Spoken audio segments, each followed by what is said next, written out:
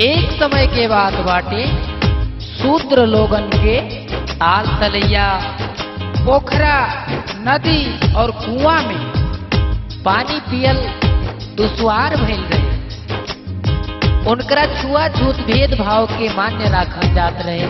यही साहित्य के लेके एगो कवि जी बात लिखले बानी कैसे, पिए नाही देला अपने, पिए नाही देला अपने कुआं के पानी, केतना पवित्र हुआ, केतना पवित्र हुआ, बोलो ये ज्ञानी केतना पवित्र हुआ, सुनो ये ज्ञानी केतना पवित्र हुआ।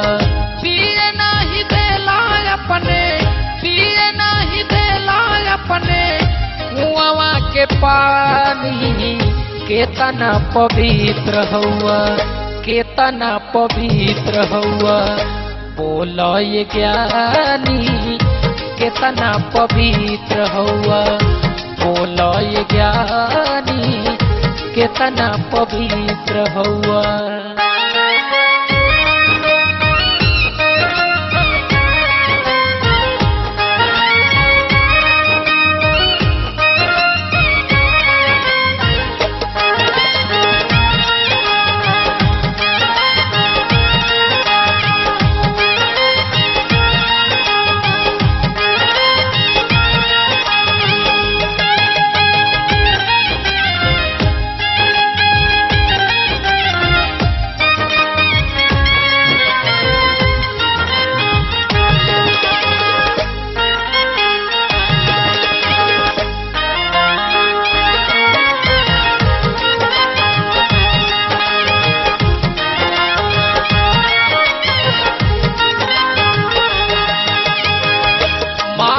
के हाड़ी नटाई में लटकवाला, नाजुक कमरिया में झाड़ू बनवाला,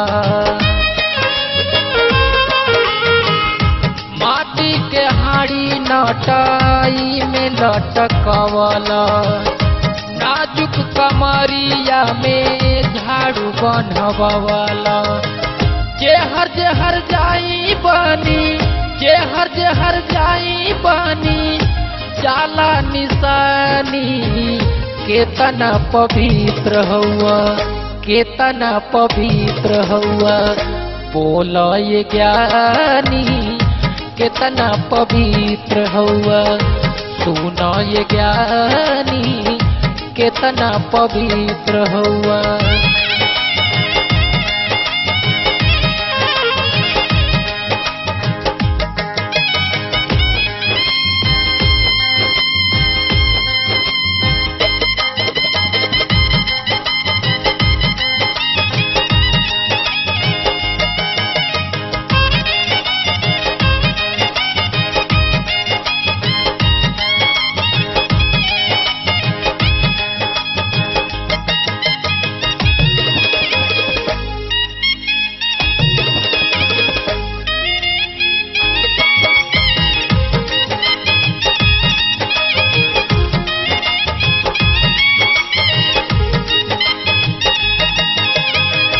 अपना के समझेला एकदम पवित्र, हमरा के कहेला तू कैसे दलित।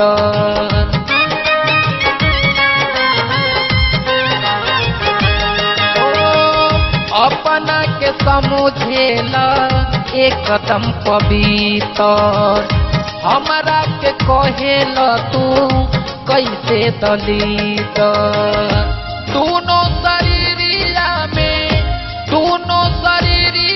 में एक खून पानी, केतना पवित्र हुआ, केतना पवित्र हुआ, बोलो ये ज्ञानी केतना पवित्र हुआ, बोलो ये ज्ञानी केतना पवित्र हुआ।